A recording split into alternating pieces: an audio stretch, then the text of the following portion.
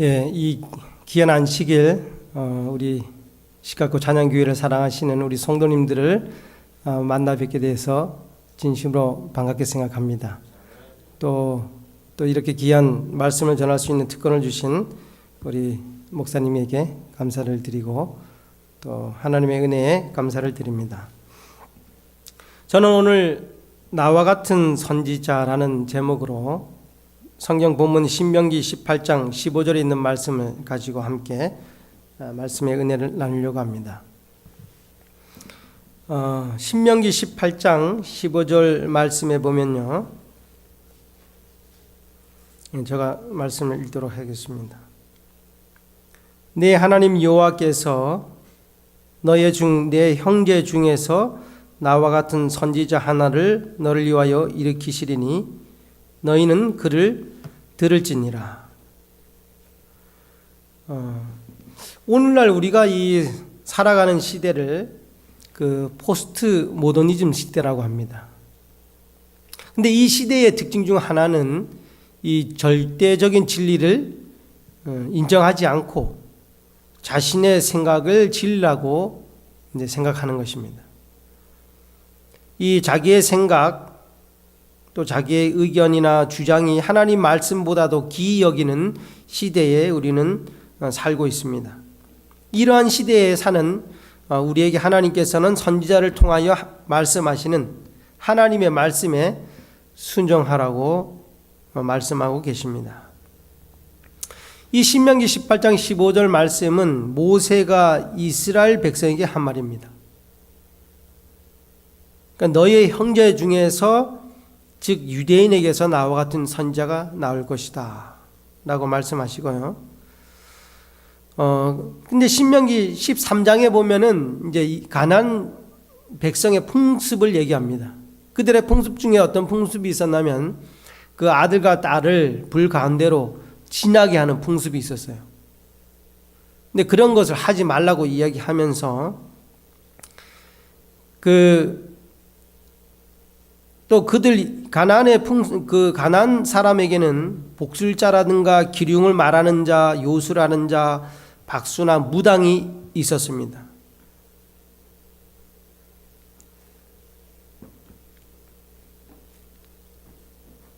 신명기 18장 14절 말씀에 보면은 내가 쫓아낼 이 민족들은 기륭을 말하는 자나 복술자의 말을 듣거니와라고 이제 기록하고 있습니다. 그러니 이 가나안 사람들은 누구의 말을 듣냐면 이 기륭을 말하는 자나 복술자의 말을 듣는다는 것입니다. 하나님께서 이스라엘 백성들에게는 그들은 그들의 말을 들을지라도 너희는 선지자를 통하여 하시는 나의 말을 들으라고 하시는 것입니다. 신명기 18장 17절 18절 말씀을 보도록 하겠습니다.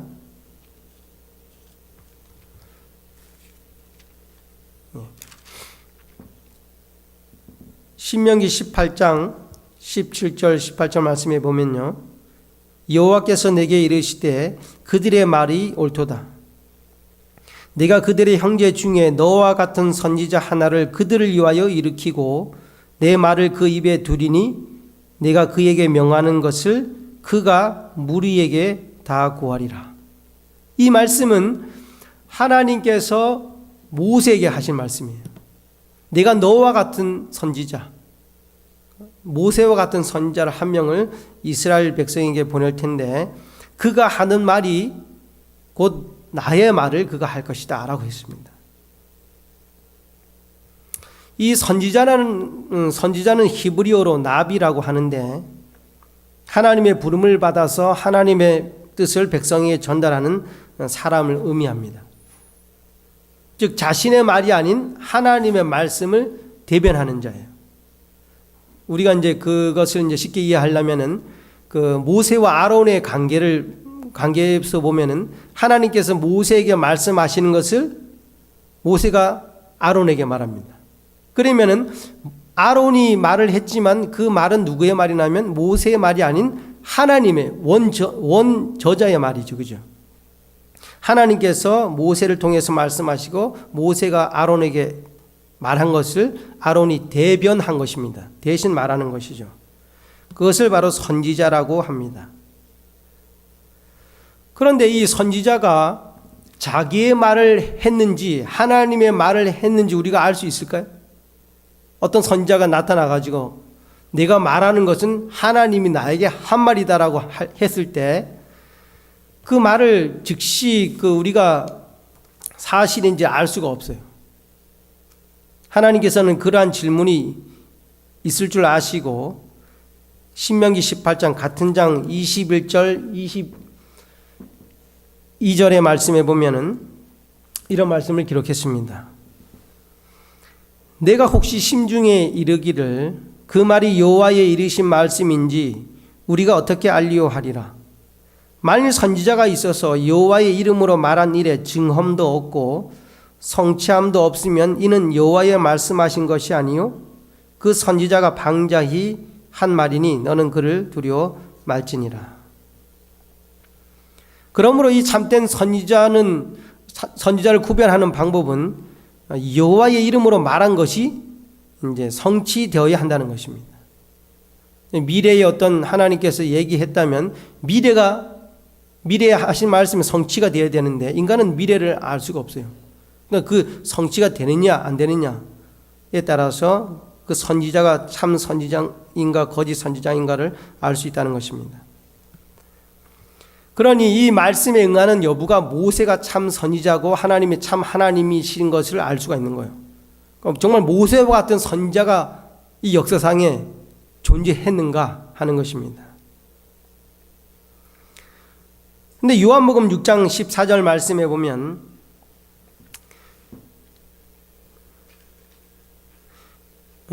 그 사람들이 예수의 행하신 이 표적을 보고 말하되 이는 참으로 세상에 오실 그 선지자라 하더라. 그러니까 이스라엘 백성들은 하나님께서 그 너와 같은 선지자를 보내시겠다는 말씀을 듣고 그 선지자가 올 것을 계속 고대를 했어요. 근데 예수님께서 이 표적이라는 것은 보리떡 5개와 물고기 2마리로 수천 명을 먹인 사건이에요. 근데 그 사실을 본 후에 세상에 올 그 선지자가 예수님이시다. 모세가 옛날 광야에서 이스라엘 백성들에게 만나를 내려서 먹였듯이 예수님이 보리떡 5개와 물고기 2마리로 말이죠. 수천 명을 먹인 사건을 보면서 이분이 틀림없이 하나님이 예언한 모세와 같은 선지자이다. 이렇게 이제 그들이 알게 되었습니다. 그런데 모세와 같은 선지자가 왜 예수님일까요? 근데 모세는 항상 여호와의 말씀을 듣고 그 다음에 백성에게 그분의 뜻을 알렸습니다. 근데 모세가 말한 것은 거의 하나님의 말씀이라고 보면 됩니다. 그 모세가 출애굽기 3장 14절 말씀에 보면은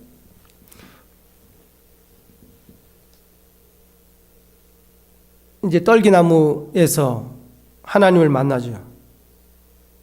그리고 이 하나님을 만난 후부터 이제 이런 말씀이 적혀져 있습니다. 출애굽기 3장 14절에 보면 여호와께서 모세에게 이르시되라는 말씀이 있어요. 항상 모세가 하는 말은 다 누구 말이었냐면 하나님께서 모세에게 하신 말씀이에요. 그래서 모세는 항상 여호와의 이르시되라는 말씀을 듣고 말씀 그대로 백성들에게 전한 것입니다. 모세의 삶을 보면 항상 여호와께 묻고 여호와의 음성을 듣는 삶이었습니다. 하나님과의 친밀한 관계를 가지고 있었습니다. 그래서 하나님은 그를 통하여 말씀하실 수 있었습니다.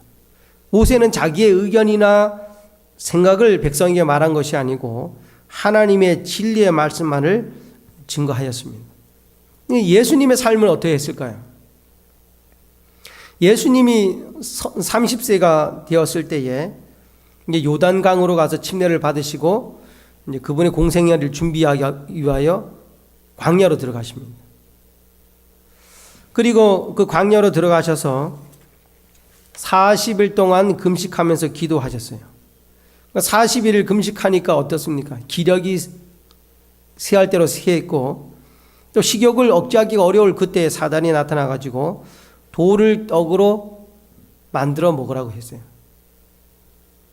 인간이 식욕에서 처음 실패했기 때문에 그분은 인간의 식욕을 절제하는 데서 그분의 사업을 시작하신 것입니다. 사단은 이러한 시험을 가지고 우리에게 다가오지 않습니다. 왜냐하면 우리는 돌을 떡으로 만들 능력이 없어요. 근데 하나님은 무에서 유를 창조하시기 때문에 충분히 만드실 수가 있었어요. 그러나 예수님은 그분의 신성의 능력을 사용하지 않으시고 극도의 배고픔에서 사단에게 이렇게 말씀하셨습니다. 마태복음 4장 4절 말씀해 보면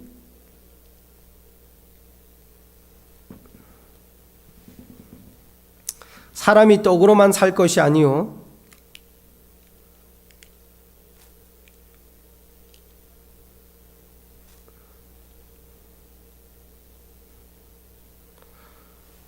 사람이 떡으로만 살 것이 아니요 하나님의 입으로 나오는 모든 말씀으로 살 것이라. 하나님의 한 말씀이 아니고 또 여러 말씀이 아니고 그분의 입으로 나오는 모든 말씀으로 살 것이다 라고 했습니다. 그러니까 모세가 하나님의 말씀을 잘 증거한 것처럼 예수님도 하나님의 말씀을 잘 증거하는 삶을 살았다는 것입니다. 그러니까 모세가 말한 나와 같은 선지자는 예수님이라는 사실을 우리는 확실히 알 수 있습니다. 왜냐하면 예수님은 전적으로 극도의 궁핍 가운데 있었지만 하나님의 말씀으로 사신 것을 보면 이 예언의 성취가 이루어진 것이 분명합니다. 요한복음 14장 22절에 보면 그 가롯인 아닌 유다라고 했어요. 그 제자 이름이 이제 다데오라는 제자가 예수님께 한 질문을 했을 때 예수님께서 이렇게 대답하십니다. 요한복음 14장 24절 말씀해 보면 나를 사랑하지 아니하는 자는 내 말을 지키지 아니하나니 너희의 듣는 말은 내 말이 아니요 나를 보내신 아버지의 말씀이니라고 했습니다.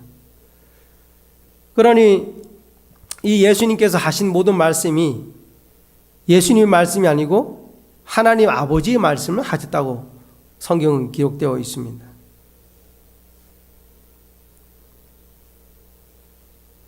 여호와 하나님께서 모세에게 말씀하시기를 내 말을 그 입에 두리라 내가 그에게 명하는 것을 그가 무리에게 다 고하리라고 분명히 신명기 18장에 말씀하셨는데 그 말씀이 예수님에게 적용이 되는 겁니다. 예수님이 하신 말씀은 자기의 생각이나 자기의 어떤 주장이 아니고 하나님이 주신 말씀을 하셨다는 것입니다. 오늘 우리의 삶도 그분의 말씀을 읽고 또 듣고 순종하는 삶이 되어 그분의 말씀을 증거하는 우리의 아름다운 삶이 되기를 간절히 바랍니다. 이사야 8장 20절 말씀에 보면 마땅히 율법과 증거의 말씀을 쫓을지니 그들의 말하는 바가 이 말씀에 맞지 아니하면 그들이 정령이 아침빛을 보지 못하리라고 하였습니다. 사람이 아침빛을 보는 것은 행복한 일입니다. 저희 고향이 그 강원도 강릉인데요. 동해 바닷가 옆이었어요. 그래서 제가 어렸을 때 아버지의 손을 잡고 일출을 보러 간 적이 몇 번 있습니다. 근데 그 아침에 그 동쪽에서 떠오르는 그 빛은 정말 온 세상을 붉게 만들고요. 정말 이 바다를 또 아름답게 금빛으로 만듭니다. 아침빛을 보는 건 너무나 좋은 경험인데요. 여기 보면은 이 율법과 증거의 말씀을 쫓지 아니하면은 아침빛을 보지 못한다는 것은 아침을 맞이하지 않는다는 것은 죽는다는 말이나 마찬가지예요. 그런데 이 모세와 예수님의 말씀은 하나님의 말씀과 일치하였기 때문에 아침빛을 보는 삶, 영원히 사는 삶을 말하는 것입니다. 그래서 모세가 비록 비스가 산에서 가나안 땅을 보았지만은 죽었어요. 비스가 산에서. 그러나 예수님께서 그를 부활시키셨습니다.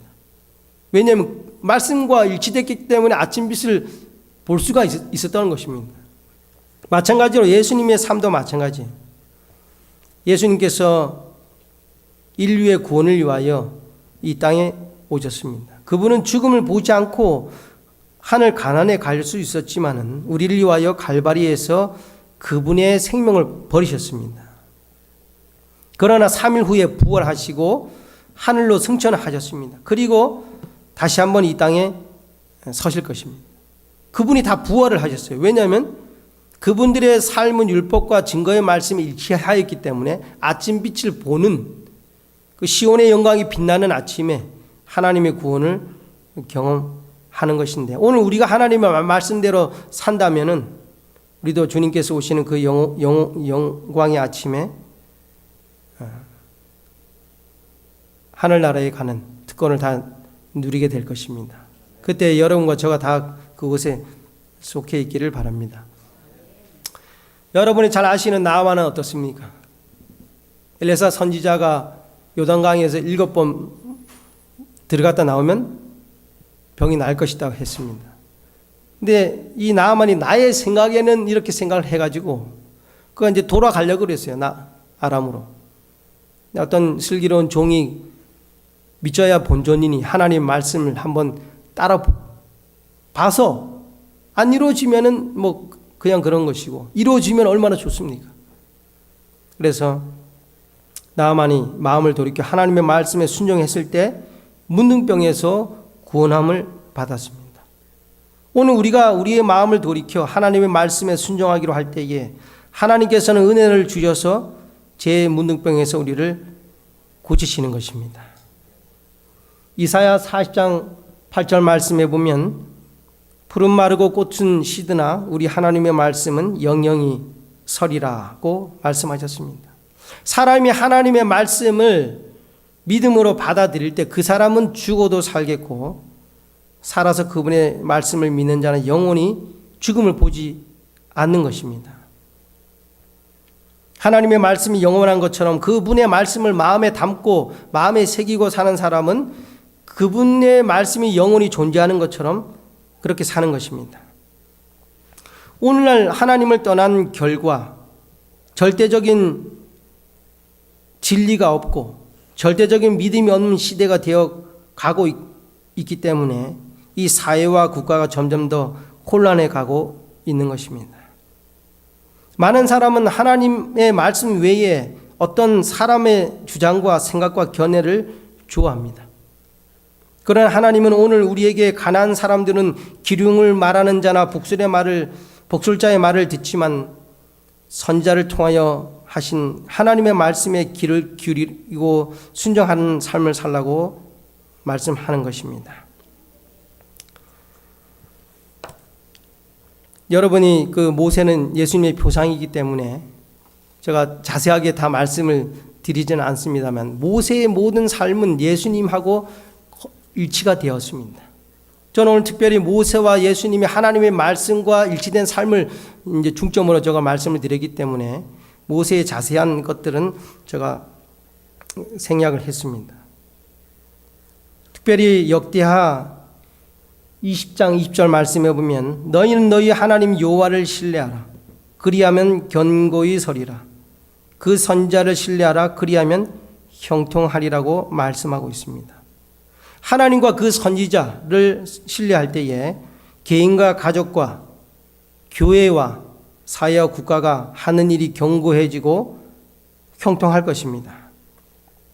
선지자를 통하여 하신 하나님의 말씀을 신뢰하고 살 때에 형통하겠다고 말씀하셨습니다.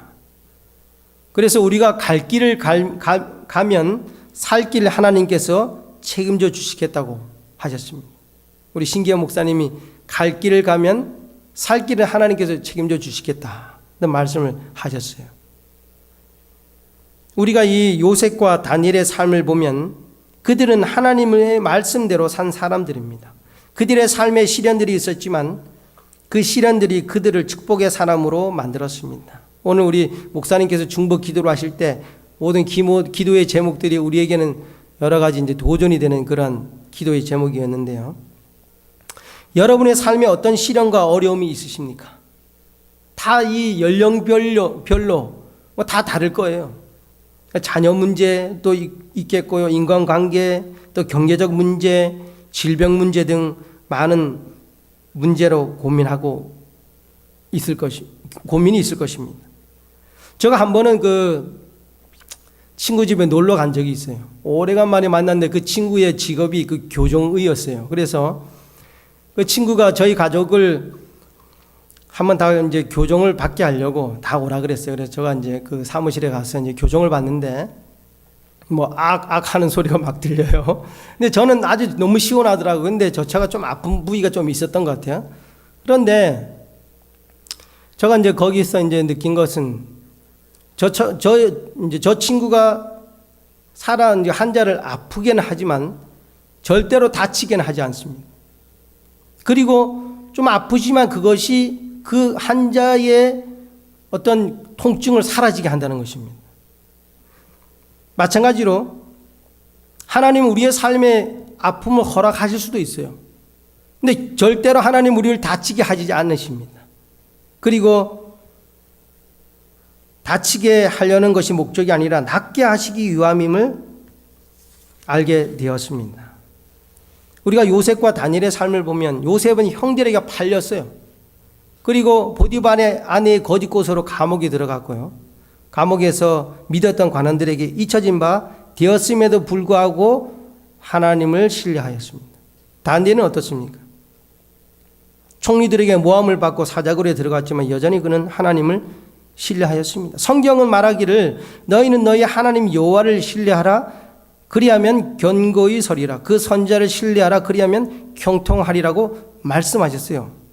그래서 이 요셉과 이 다니엘이 하나님을 믿었더니 창세기 39장 2절에 보면 여호와께서 요셉과 함께 하심으로 그가 형통한 자가 되어 그 주인 애굽 사람의 집에 있으니 23절에 보면 전옥은 그의 손에 맡긴 것을 무엇이든지 돌아보지 아니하였으니 이는 여호와께서 요셉과 함께 하심이라. 여호와께서 그의 범사에 형통케 하셨더라.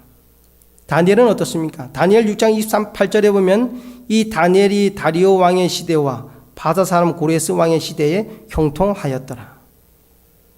하나님의 말씀이 문자 그대로 성취됨을 요셉과 다니엘의 경험에서 볼 수 있습니다.